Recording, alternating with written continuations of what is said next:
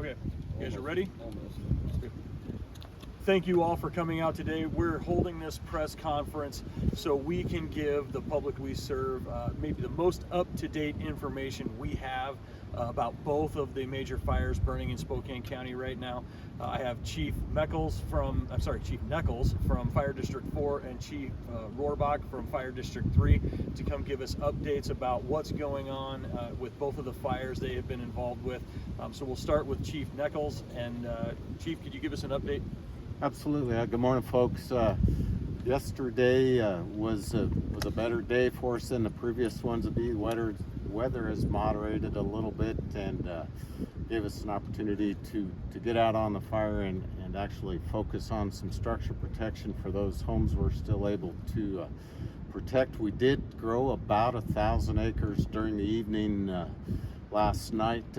As you all know, smoke has been what seems like our public enemy, but really has helped us out, allowed the fire to behave a little better.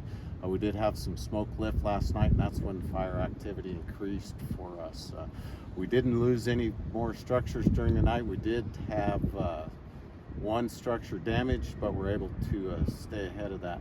One challenge that we are having is folks coming back into the fire area during the evacuation, and they pick up on things, bushes, trees, stuff that's burning inside the black that is not our primary concern, but it draws our resources away from where the focus really needs to be. So again, as we look at that evacuation, if we could keep folks out of there understanding that everybody's interested in what's going on, that will help us focus our resources where they really need to focus.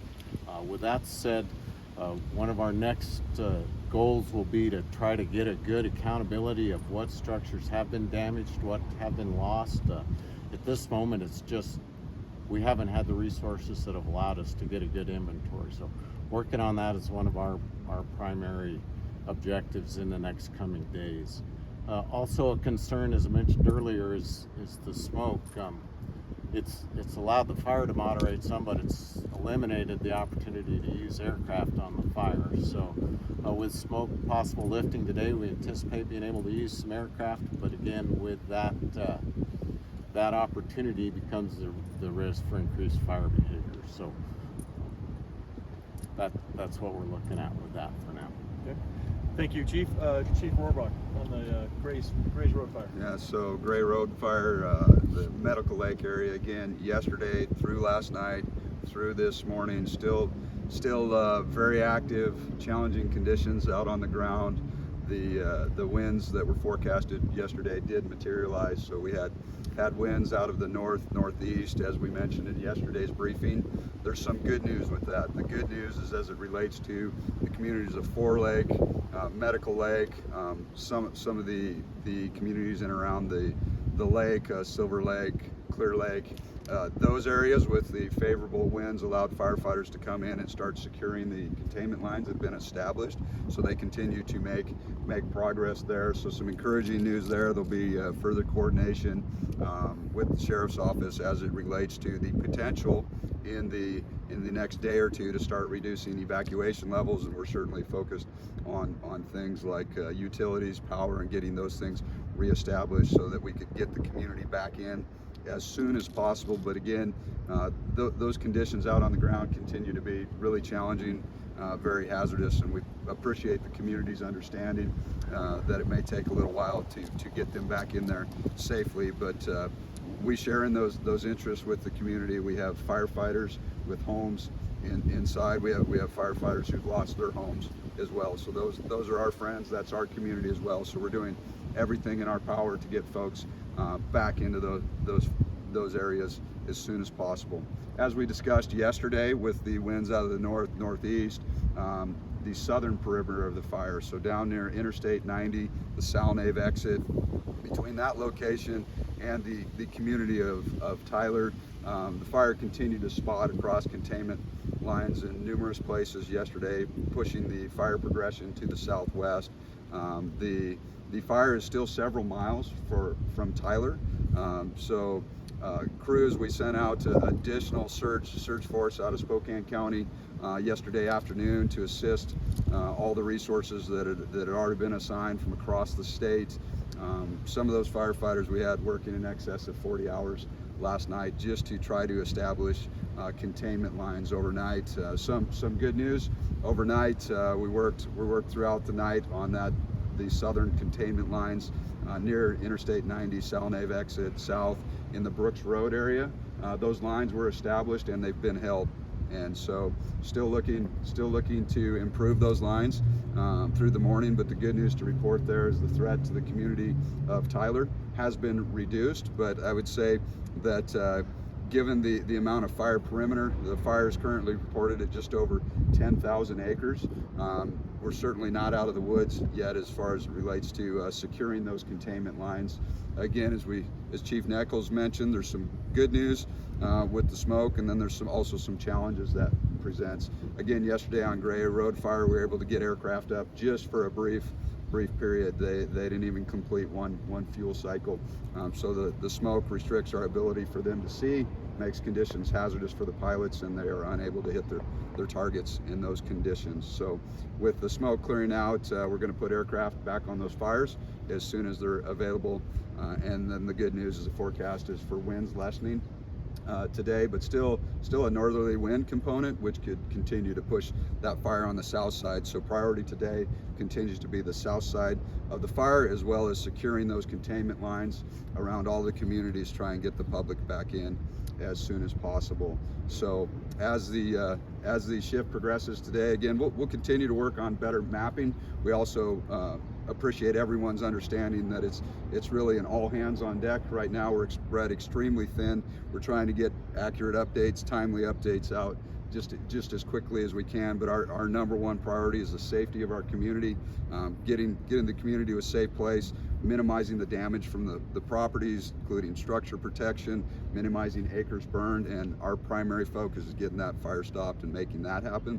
But we're working very hard with public information officers and others to get timely and accurate updates out to our community members. I would say that if folks are looking where to go for that information for the Gray Road Fire, you can look to the Northeast Washington Fire Facebook site, as well as we have members updating the Spokane County Fire District 3 Facebook site for the Gray Road Fire. And just we appreciate any empathy around the workload for our members right now. Some have been going in excess of 40 hours, working tirelessly around the clock to try and provide the best outcome for our community, and we commit to continuing that work into the future.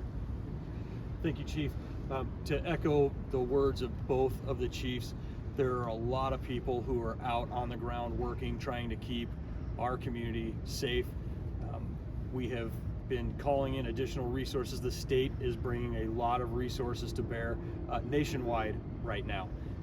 And that takes time to get those resources on the ground, but they are coming in. People can see evidence of them coming in at some of the shelters and at some of the incident command centers.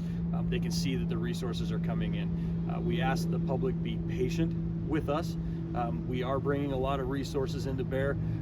I will tell you from a law enforcement side, our focus now that we have not had to move the evacuation lines a whole lot in the last 24 hours, that's allowed us the opportunity to focus on securing the areas that are in the evacuation centers, to make sure that there's folks in there who aren't there for ill intent, for looting or burglarizing.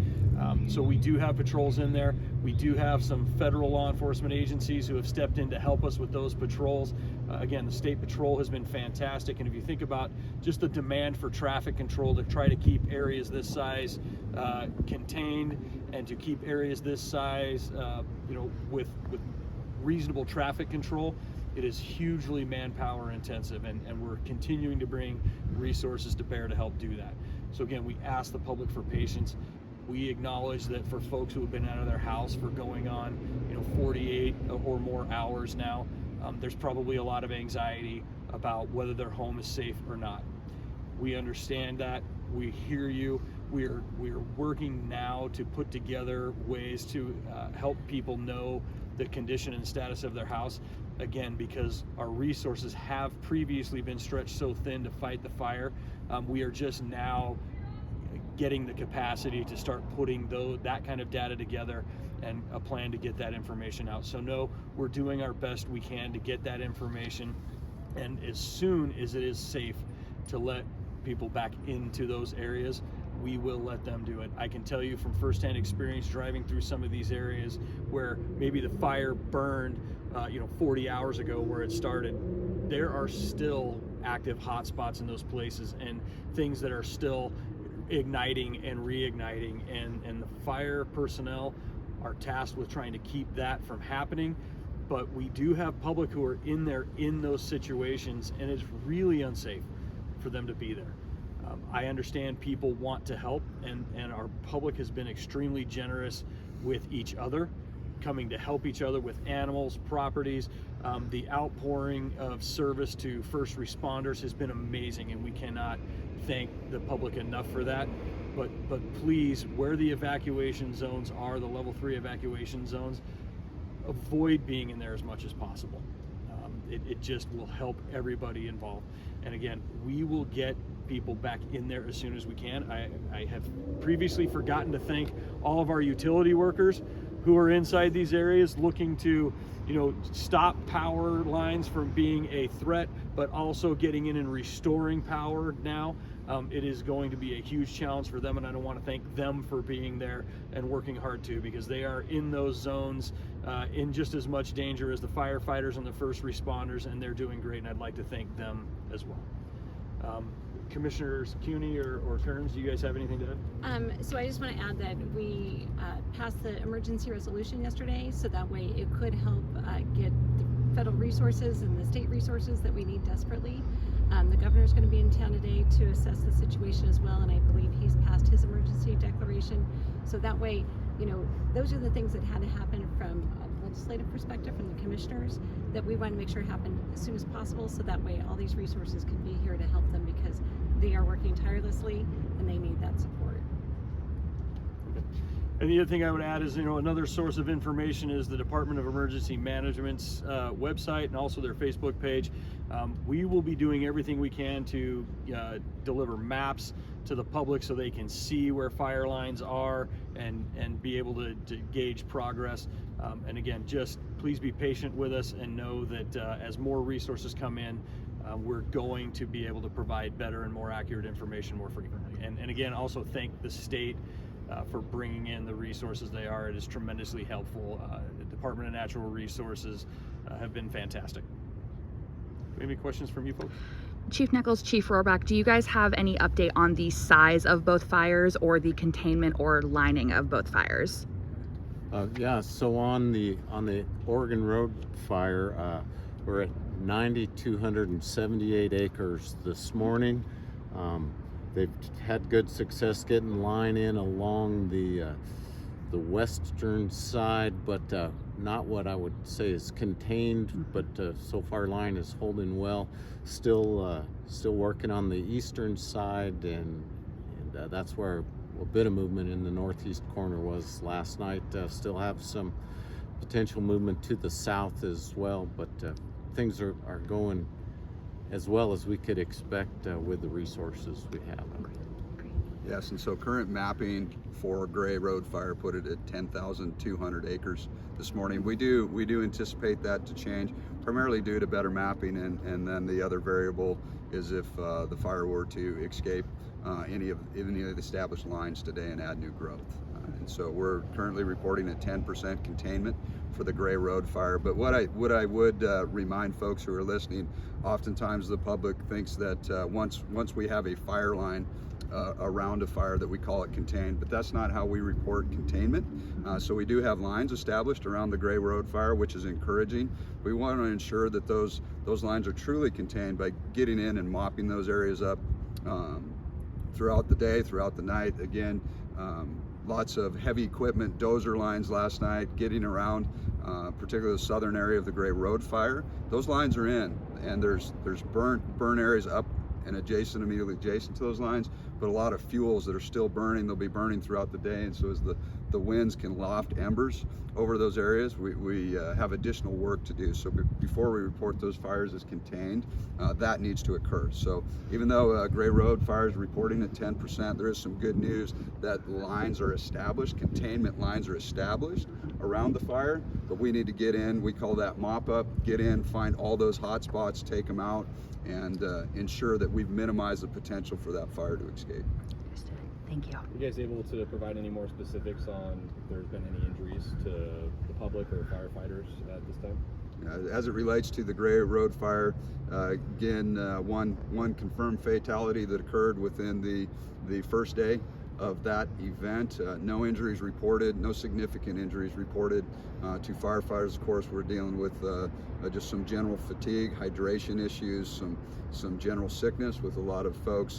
There's obviously been a lot of smoke inhalation that is hard on folks. So just a lot of folks dealing with congestion, those types of things. And then as it relates to our preliminary assessment of structures lost with Gray Road, we're still sticking with the 185 structures that were done yesterday in our initial assessment, and we're working really hard to try and get the accurate assessments in coordination with the Sheriff's Office. But again, so many efforts focused on life safety, getting the fire stopped, so we can stabilize that incident and then get in and work on infrastructure and the overall damage and getting things restored. Yeah, and as the Oregon Road Fire goes, we've been very fortunate. We had one burn injury to a citizen on the first evening. Haven't had any firefighter injuries or any other reported injuries since then. As I mentioned, it's been one of our primary objectives to get a better count on structures lost. So I'll just say there's been significant loss. Now we don't have a solid number that I can share with you at this time. Mm-hmm. With how dry it is out here, I know there's still concern for other fires to pop up. One did on Thorpe Road near Highway 195. Is there any information on that at this time? The only thing I know about that is through just our normal dispatch text messaging. They launched a helicopter to help support that. Other than that, I don't know any more about that. We had an additional start yesterday by Aloika Lake. Our crews were able to pick that fire up and get it contained in a couple of hours. So yeah, that additional fire starts remains to be a huge concern of ours. With our resources already tapped on the large fires, it just straps us a little thinner if we've got to chase another fire. Mm-hmm. And I believe Spokane Fire Department was responding to that fire that's south on Thorpe right now. Mm-hmm. But again, 2 additional starts I'm aware of just in Fire District 3 on the day the event occurred. Thanks to some quick response firefighters and some assistance from some passerbys. Both those fires were suppressed. But again, the fire danger continues to be extreme, so any new ignitions are going to be very challenging to suppress. And for perspective, today the incident meteorologists were reporting a significant improvement in relative humidities. But that improvement was up to 20%, and just for the general public's awareness, we would still consider 20% relative humidity very low, very challenging fire conditions, and just for perspective, newspaper would be roughly 14% moisture. So again, very dry. Any new starts are going to be extremely challenging. Anything the community can do to help us minimize new starts is greatly appreciated.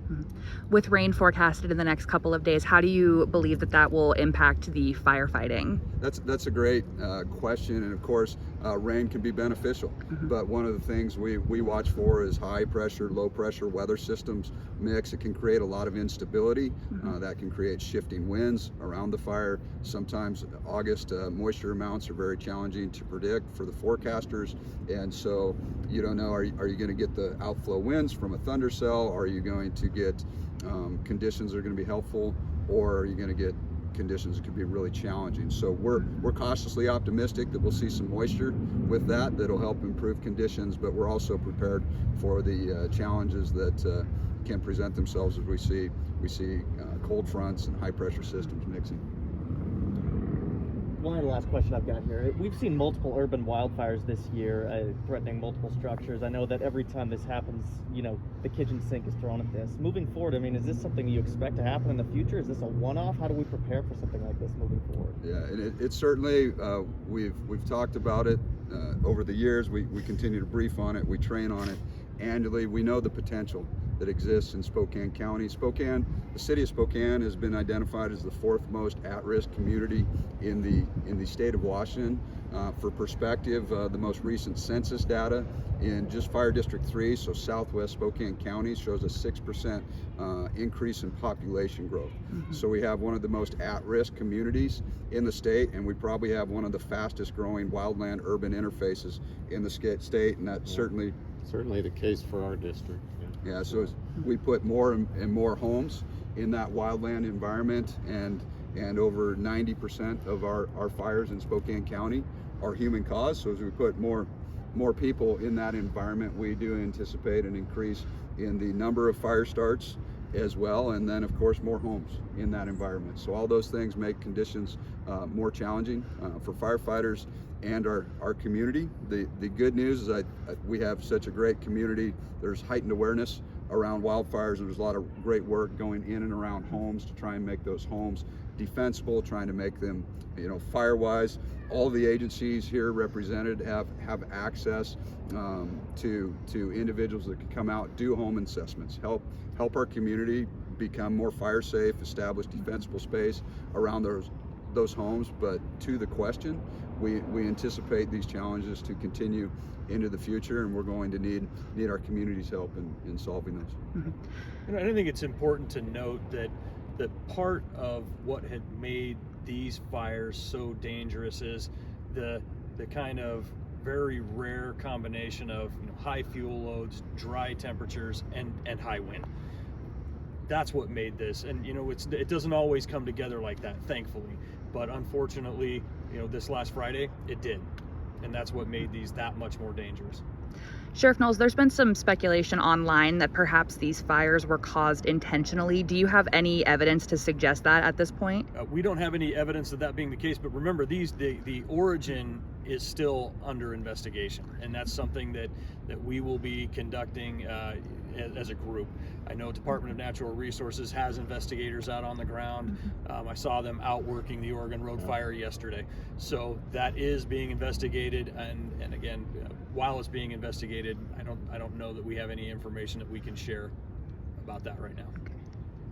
For the people that are asking about their homes in Medical Lake, you know, how are you communicating with those people? I'm sure they're asking, can you stop by my address? Can you send photos? Anything? How does that work? Yeah, so the phones continue to ring constantly at the fire station. We're really trying to coordinate with the incident management team that's in place that is assisting with that event, and we're trying to coordinate with Sheriff's Office and get accurate and timely information out. And so right now we're just asking for patience while we're spread extremely thin, trying to ensure we've got the fire stopped, that we've got the community in a safe place, and then we can get in, accurately assess that, get out accurate information back to the public. Taking into consideration that you guys are spread very thin and working tirelessly every day, how often can the public anticipate an update like this, or should they just turn to the social media pages that you mentioned for the latest information? We will continue to brief as time allows, but the media pages are going to have multiple updates throughout the day. There's public information officers in place already. There's additional public information officers coming in from across the state, across the nation, to help with getting that information out.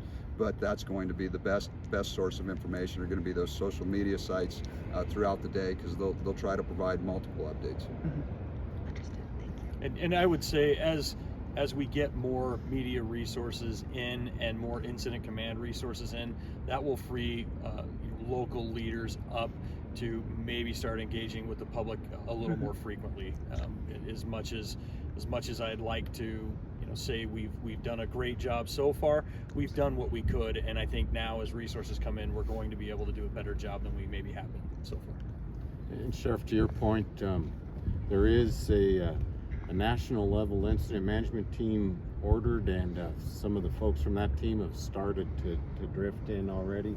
Chief, I don't know if you've seen any out at your fire, but we've had a couple there this morning, and as Chief Rohrbach just said, that will boost our public information availability and opportunities significantly, because they'll bring us staff to deal with just that. So looking forward to that additional horsepower that team will bring us, not only in the firefight, but from the public information perspective as well. Good. We're good. Thank you guys for coming. Thank you. Thank you.